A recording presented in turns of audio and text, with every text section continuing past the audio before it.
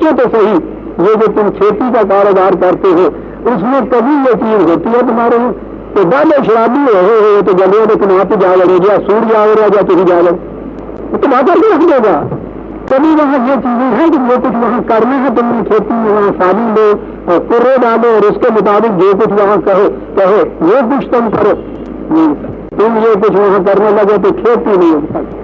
ابھی ہماری قرآن اس طرح سمجھ میں آتا ایک لفظ آخر میں وہ کہہ گیا ہمر میسرا اور ہمساد اور اغرام کاٹ کے رکھ دیا. کیا کھیتیاں میسرا سے اگ سکتی؟ تو محنت آپ نہ اس کے اوپر کریں اور آپ کی کھیتی ہو جائے. کھیتیاں کرے اور پھلوں سے اگ سکتی ڈالنا تم کچھ نہیں. تو جب بات کی چیز ہے انسان کا تو یہ کچھ کرنے والے جو ہیں ان کی بھی کسی وقت عقل یا خالص جذبہ ان پر آ جائے وہ نہیں اس کو مانتا. عزیزان مان جس قوم میں تصوف نہیں ہوتا وہ ان کے قابو نہیں آتا. جہالت ان کے یہاں ہوتی ہے. خالص عربوں کے یہاں تصوف نہیں تھا. جہالت وہ بھی بتوں کے پاس جاتے تھے فیصلہ لینے کے لیے. امراء القیس بھی گیا تھا فیصلہ لینے کے لیے. اس کے بعد بھی کسی نے قتل کر دیا. فیصلہ لینے کے لیے گیا تھا کہ میں اس کا بدلہ لوں یا نہ لوں. یہ جو ہے نا اغلام یہ تیروں کا مٹھا ہوتا تھا. اس میں سے ایک تیر چلایا جاتا تھا. اس تیر کے اوپر نہ اور ہاں لکھا ہوتا تھا. اگر وہ تیر جو چلایا جا کے دیکھا اگر اس کے پھل اوپر کی طرف ہاں لکھا ہے تو کر لو نہ لکھا ہے تو نہ کرو. اور وہ 3 دفعہ یہ کیا جاتا تھا. یہ بھی میں آپ کو بتاؤں گا یہ 3 5 7 9 جو آپ کے یہ ہیں یہ کہاں سے ہے. خاص طور پہ جنازے کے وقت آپ دیکھا کرتے ہیں مردے کو اجازت نہیں ہوتی کہ اندر جا کر کے تب تک وہ 5 ہے تو 3 دفعہ پھینکا کرتے تھے. تیر سے یہ دیکھا کرتے تھے جا کے امراء القیس میں وہ تیر وہ وہاں ہوتا تھا. وہ تیر پھینکنے والا کہا ہے تیر پھینکا اس کو لکھا ہوا نا پھر پھینکے یہ شہزادہ تھا بہت بڑا شاعر. پھر پھینکا اور اس میں لکھا ہوا تھا نا. اس کے بعد پھر پھینکا تو لکھا ہوا تھا نا.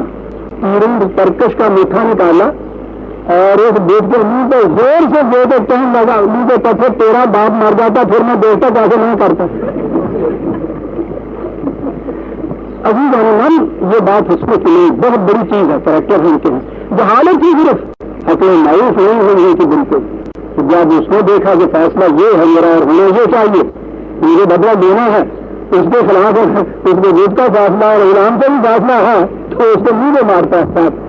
تیر پرست کبھی یہ نہیں کرتا. اس کی ضرورتیں ساری مایوس ہو چکی ہیں. وہ تو گھر میں اپنے کمرے میں بیٹھا ہوا بھی اگر حضرت صاحب کے کسی فیصلے کے خلاف دل کی گہرائیوں میں بھی یہ چیز آتی ہے تو کہاں اٹھتا ہے روتا ہوا جاتا ہے وہاں بخش دیجیے حضور مجھ سے گستاخی ہو گئی. تصوف یہ کراتا ہے.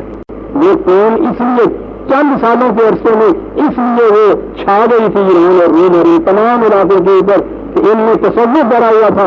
ان عربوں کے تصوف نہیں تھا. جہالت تھی عیب جاہلیہ اس لیے کہا جاتا ہے. قرآن کی روشنی آئی انسانیت کی سب پہ کھڑے ہو گئے دنیا کو پہبالا کر کے رکھ دیا.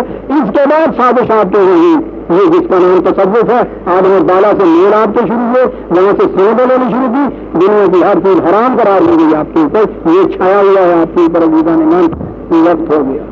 سورہ مائدہ کی آیت 90 تک ہم آ پہنچے.